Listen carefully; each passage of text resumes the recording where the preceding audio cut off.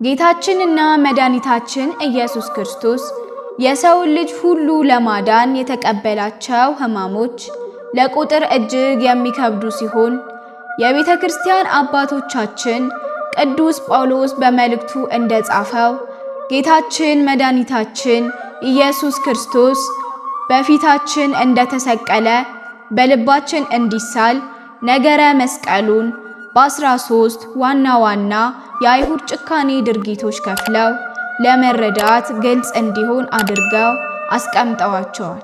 ጌታችንና መድኃኒታችን ግን ምንም ጥፋት ሳይኖርበት ለገራፊዎች ተላልፎ ተሰጠ። እነሱም ቁማር እየተጫወቱ እየተቀያየሩ እጅግ በጠነከረ ስጋን ከቆዳ ላይ በሚያነሳ ጅራፍ ይገርፉት ነበር። ለመላእክት እና ለቅዱሳን የብርሃን አክሊል የሚያቀዳጀውን አምላክ የአይሁድ ሊቃነ ካህናት ሲዘብቱበት ከብረት የተሰራ የሾህ አክሊል በራሱ ላይ ደፉበት። በስመ አብ ወወልድ ወመንፈስ ቅዱስ አሃዱ አምላክ አሜን። የጌታችንና የመድኃኒታችን የኢየሱስ ክርስቶስ የዕለተ ዓርብ 13ቱ ሕማማተ መስቀል። የኢየሱስ ክርስቶስ ሕማማተ መስቀል ሲታወስ መንፈስ ታዝናለች፣ አእምሮም በጣም ይጨነቃል። ምክንያቱም የኢየሱስ ክርስቶስ ፍቅር እጅግ ፍጹምና ያለምንም ክፍያ ለፍጥረት ሁሉ እኩል ስለሆነ ነው። ቅዱስ ዮሐንስ በወንጌሉ ምዕራፍ 15 ቁጥር 13 ላይ እንዲህ ብሏል፣ ነፍሱን ስለ ወዳጆቹ ከመስጠት ይልቅ ከዚህ የሚበልጥ ፍቅር ለማንም የለውም ብሎ ጽፏል። ቅዱስ ጳውሎስ በሮሜ መልእክቱ ምዕራፍ 8 ቁጥር 35 ላይ የክርስቶስን ሕማማተ መስቀል እያሰበ ስለ ፍጹም ፍቅሩ እንዲህ ብሏል፣ ከክርስቶስ ፍቅር ማን ይለየናል? መከራ ወይስ ጭንቀት?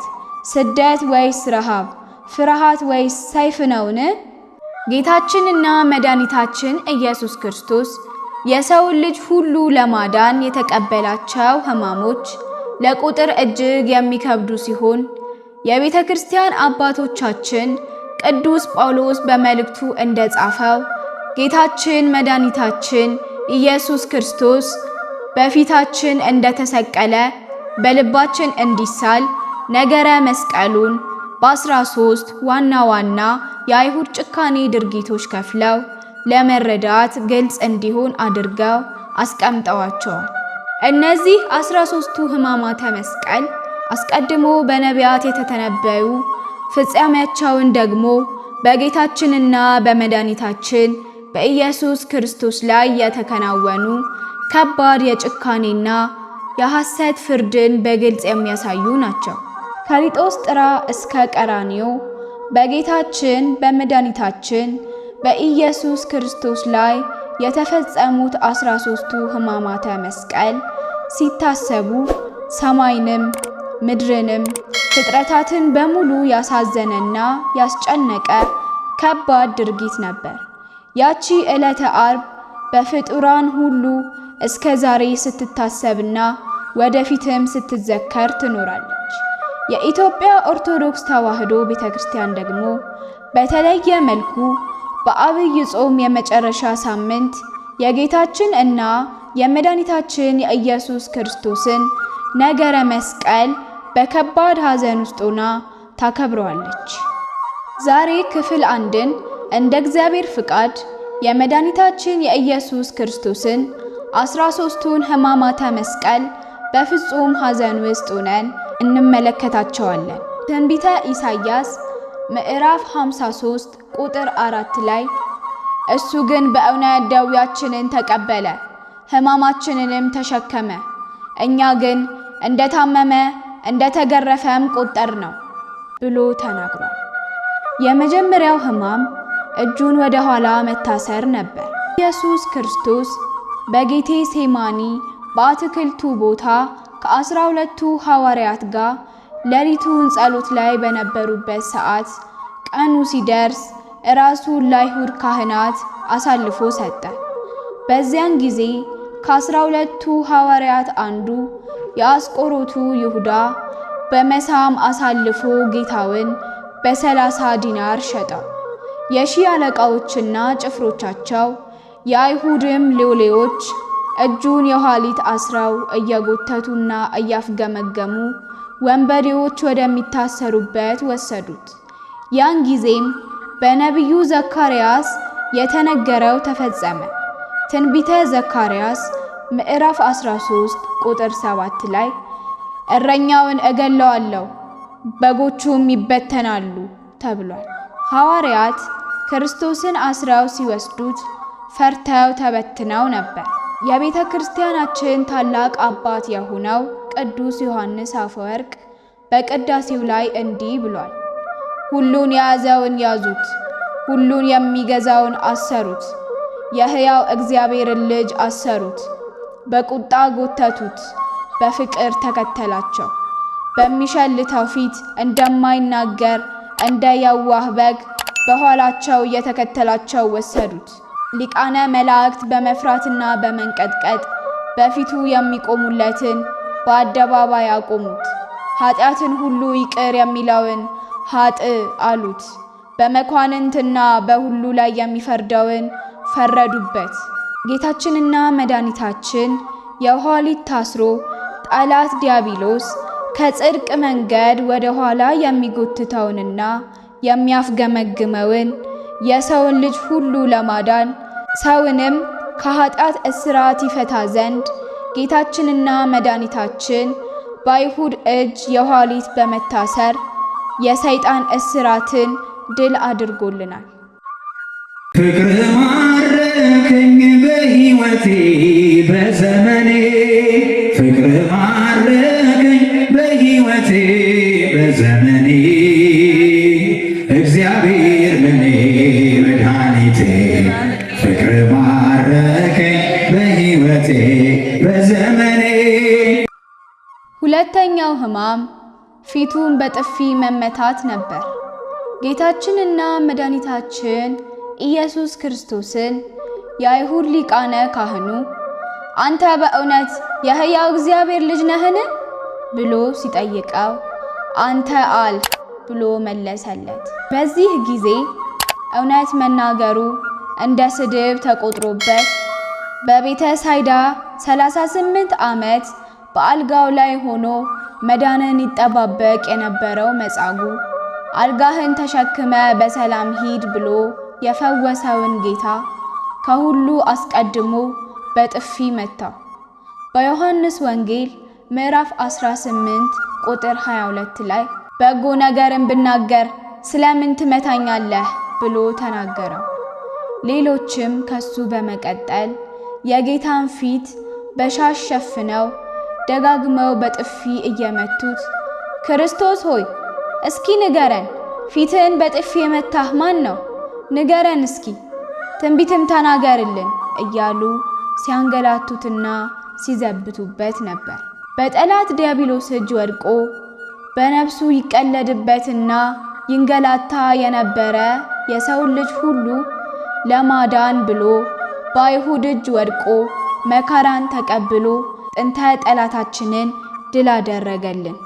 አላወቁም እንጂ እሱ ግን በመንግስቱ ሽረት በባህሪው ሞት የሌለበት የዘላለም ንጉሥ የዘላለም አምላክ ነው። ሶስተኛው ሕማም በፊቱ ላይ ምራቅ መተፋት ነበር። ኢትዮጵያዊው ሊቅ የቤተ ክርስቲያናችን ትልቁ አባት ቅዱስ ያሬድ በጾመ ድጓው ላይ እንዲህ ብሏል። ከሁሉ የበለጠ ያደረገውን ልንገራችሁ። ጭቃ ዓይንን ያጠፋል እንጂ አያበራም። እሱ ግን ዓይንን በሚያጠፋው ጭቃ ዓይንን ፈጠረ። በማቴዎስ ወንጌል ምዕራፍ 26 ቁጥር 67 ላይ እንደምንመለከተው ጌታችንና መድኃኒታችን ኢየሱስ ክርስቶስ ሲወለድ ጀምሮ ዓይን ያልነበረውን ሰው አፈርን በምራቁ ወደ ጭቃነት ቀይሮ ዓይን ፈጠረለት። እንዲያይና እንዲመለከት ታላቅ ተአምርን ያደረገውን ምራቃቸውን ተፉበት። ትንቢተ ኢሳይያስ ምዕራፍ 50 ቁጥር 6 ላይ እንደተገለጸው ጀርባዬን ለግርፋት ጉንጬንም ለጽፋት ሰጠው፣ ፊቴንም ከምራቅ ኀፍረት አልመለስሁም። በጌታችንና በመድኃኒታችን ላይ ምራቅ ሲተፋበት አስቀድሞ ጠላት ዲያብሎስ በሰው ልጆች የልቦናቸው ፊት ላይ የክፋት ምክሩን እየተፋ ሲኦል ያወርዳቸው ነበር። በጌታችን ኢየሱስ ክርስቶስ ላይ ተተፍቶበት የአዳምና የሔዋንን ልጆች ሁሉ ከጠላት ዲያብሎስ ክፉ ምክርና ከሲኦል ነፃ አውጥቶናል።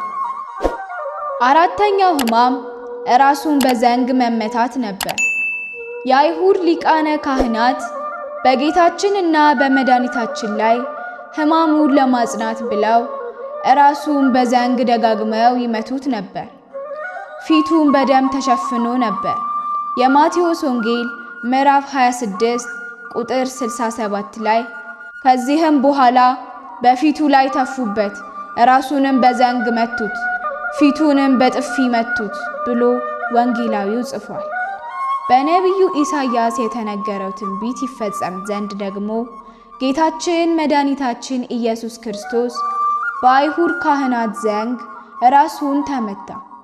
ትንቢተ ኢሳይያስ ምዕራፍ 1 ቁጥር 5 ላይ እንዲህ ይላል፣ ከእንግዲህ በበደል ላይ በደል እየጨመራችሁ ለምን ትቀሰፋላችሁ? ራስ ሁሉ ለሕማም ልብም ሁሉ ለሐዘን ሆኗል።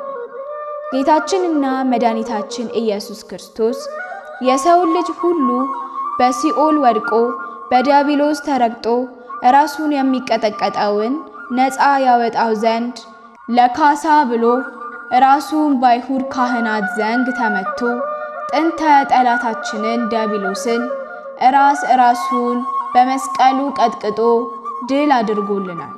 የቤተ ክርስቲያናችን ሊቃውንት የጌታችን ኢየሱስ ክርስቶስን ራስ መመታት ሲያብራሩት ራሱን በዘንግ በመመታቱ የታላቁን ቀይ ዘንዶ 7 ራሶች 10ሩን ቀንዶች አጠፋልን ብለዋል። አምስተኛው ሕማም ጀርባውን በጅራፍ መገረፍ ነበር። በአይሁድ ልማድ የሚሰቀል አይገረፍም፣ የሚገረፍም ደግሞ አይሰቀልም ነበር።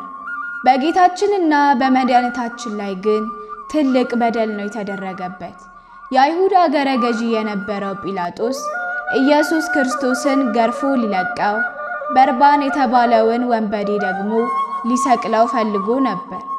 የአይሁድ ሊቃነ ካህናትና ሕዝቡ ግን ወንበዴው በርባንን ፍታልን፣ ክርስቶስን ስቀለው ብለው አስጨነቁት። እሱም በዚህ ሰው ላይ ምንም በደል አላገኘውበትም፣ እኔ ከዚህ ጻድቅ ሰው ከደሙ ንጹሕ ነኝ ብሎ እጁን ታጥቦ ይሰቅሉት ዘንድ አሳልፎ ኢየሱስ ክርስቶስን ሰጣቸው።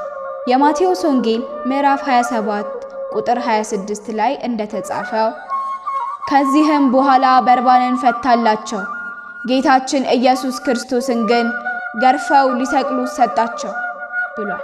በኦሪት ልማድ ያጠፋ ሰው 40 ጊዜ ይገረፋል። ጌታችንና መድኃኒታችን ግን ምንም ጥፋት ሳይኖርበት ለገራፊዎች ተላልፎ ተሰጠ። እነሱም ቁማር እየተጫወቱ እየተቀያየሩ እጅግ በጠነከረ ስጋን ከቆዳ ላይ በሚያነሳ ጅራፍ ይገርፉት ነበር። የሚቆጥር ስላልነበረ 39 ሲሞላ ስንት ነበር? ዘነጋ ነው፣ እንደገና ከአንድ እንጀምር እያሉ ደጋግመው ስጋው ከገላው እስኪያልቅ ድረስ በደም ተነክሮ አጥንቱ እስኪታይ ድረስ 6666 ጊዜ ገረፉት። ትንቢተ ኢሳይያስ ምዕራፍ 50 ቁጥር 6 ላይ ጀርባዬን ለግርፋት ጉንጬንም ለጽፋት ሰጠው፣ ፊቴንም ከምራቅ ኀፍረት አልመለስሁም ተብሎ የተነገረው ትንቢት ይፈጸም ዘንድ ጌታችን ኢየሱስ ክርስቶስ ጀርባውን ለጅራፍ ሰጠ። በአዳምና ሔዋን ስህተት የሰው ልጆች ሁሉ ወደ ሲኦል ተወርውረው በዲያብሎስ የእሳት ጅራፍ እየተገረፉ እና እየተንገላቱ የነበሩትን ነፃ ያወጣ ዘንድ ጌታችንና መድኃኒታችን ኢየሱስ ክርስቶስ የጅራፍ ግርፋትን ታገሰ። አንደኛ ጴጥሮስ ምዕራፍ 2 ቁጥር 25 ላይ እሱ ስለ ኃጢአታችን በሥጋው በእንጨት ላይ ተሰቀለ፣ በግርፋቱም ቁስል ቁስላችንን ፈወሰልን ብሎ ጽፏል። በጥቂት ንስሐ በአንተ መወደዴ ጥጦስ የተባልኩኝ ነኝና ወንበዴ ለፍርድ ስትመጣ አስበኝ ስለው ዛሬውኑ ነፍሴን ገነት አኖረው።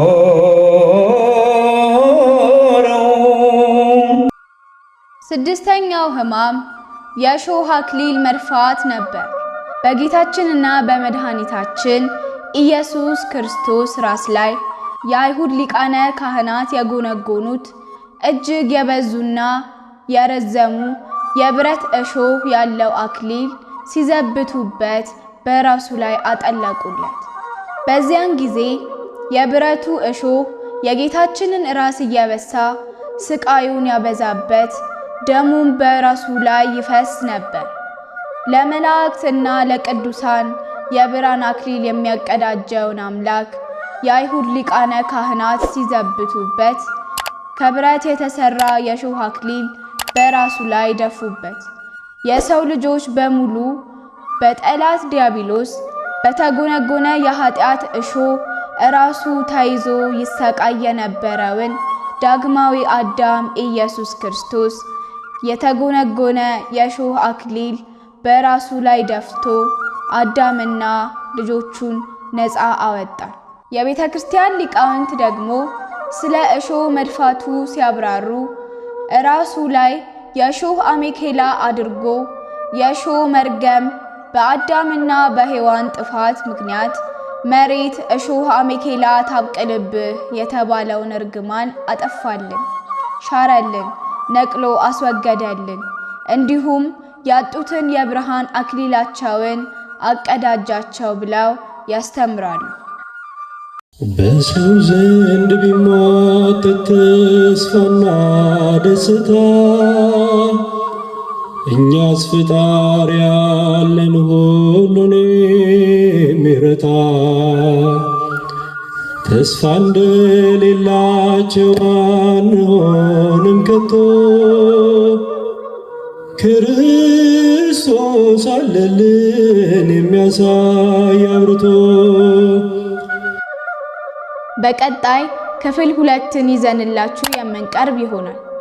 እስከዛው ድረስ የጌታችንና የመድኃኒታችን የኢየሱስ ክርስቶስ ፍጹም ሰላምና ፍቅር፣ የእናታችን የቅድስት ድንግል ማርያም አማላጅነት፣ የቅዱሳን መላእክት ተራዳይነት ከሁላችን ጋር ጸንቶ ለዘላለም ይኑር፣ አሜን። ወስብሐት ለእግዚአብሔር ልዑል ወለወላዲቱ ድንግል ወለመስቀሉ ክቡር፣ አሜን። ውድ የሳንኤል ሚዲያ ቤተሰቦች በዚህ ቻናል የኢትዮጵያ ኦርቶዶክስ ተዋሕዶ የንግስ በዓላትን፣ መጽሐፍ ቅዱስን መሠረት ያደረጉ ስብከቶችን፣ መንፈሳዊ ዝማሬዎችን እና ክብረ ቅዱሳንን የሚገልጡ ትምህርቶችን በስፋት የሚቀርቡበት ስለሆነ ለቻናሉ አዲስ ከሆኑ ሰብስክራይብ በማድረግ ቤተሰብ ይሁኑ። ይህን መንፈሳዊ አገልግሎት ላይክ፣ ሼር በማድረግና አስተያየት በመጻፍ ይደግፉ።